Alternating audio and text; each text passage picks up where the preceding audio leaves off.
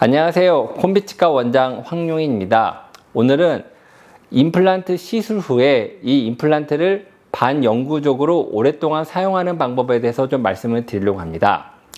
임플란트는 일반 치아와 다르게 감각이라든가 통증을 느끼는 신경이 없고, 그리고 그 충치가 생기는 그 치질 부분이 없기 때문에 일반 치아와는 조금 다른 그런 관리가 좀 필요합니다. 그래서 임플란트 같은 경우에는 가장 중요한 게 임플란트를 감싸고 있는 치주 조직입니다. 즉 잇몸뼈. 왜냐하면 임플란트는 잇몸뼈에 박혀 있기 때문에 잇몸뼈만 건강하면은 동요도가 발생하지도 않고 또 충치도 생기지 않고 오랫동안 즉 반영구적으로 사용할 수가 있습니다.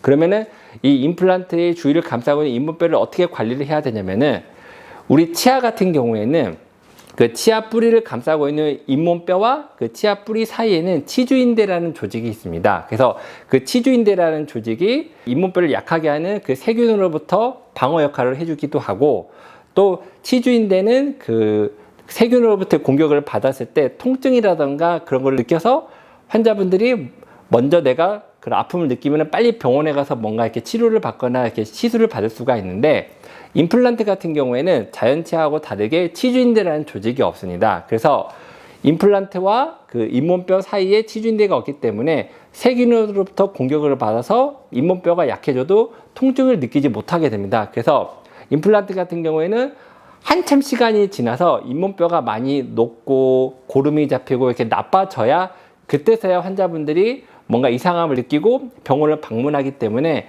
이런 자연치아보다는 잇몸뼈의 그런 관리라든가 보호가 훨씬 더 어렵고 중요하다고 볼 수가 있습니다.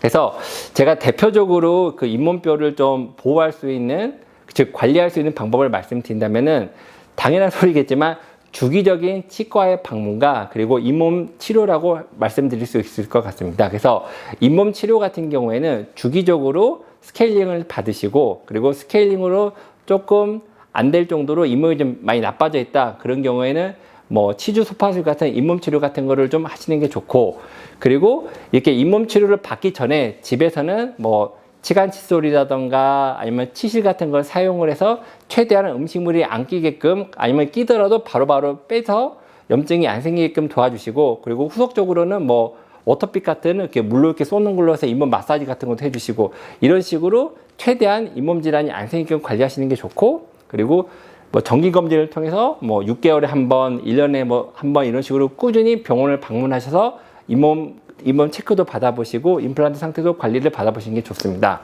그리고 또 여담이지만 임플란트 같은 경우에는 사용을 하시다 보면은 그 나사를 조여두는 이렇게 시스템이기 때문에 2, 3년에 한 번씩은 나사가 풀리는 경우가 생깁니다. 그래서 나사가 풀리게 되면은 그 임플란트를 잡아주고 있는 크라운이 이렇게 흔들리게 되는데, 이런 일이 생기게 되면은 급속하게 음식물도 많이 끼고 치주 조직이 나빠지게 됩니다. 그래서 좀 전에 말씀드렸던 건 비슷한 내용이지만 최대한 치과에 정기적으로 1년에 뭐 최소 한 번에서 2번 정도 방문하셔서 나사가 풀렸는지, 아니면은 잇몸 치료가 필요한지, 뭐 잇몸에 염증 없는지, 이런 식으로 주기적인 관리가 필요하다고 볼 수 있을 것 같습니다. 그래서 제가 방금 말씀드린 뭐 잇몸 질환이 생기기 전에 그런 관리, 뭐 양치질, 치실, 뭐 치간치석 이런 관리, 그리고 정기적인 치과에 방문해서 나사가 풀린 데는 없는지, 염증이 생긴 게 없는지, 뭐 주기적인 스케일링이라든가 잇몸 치료 이런 걸 통해서 오랫동안 그 임플란트의 그 사용을 하셨으면 좋겠습니다. 감사합니다.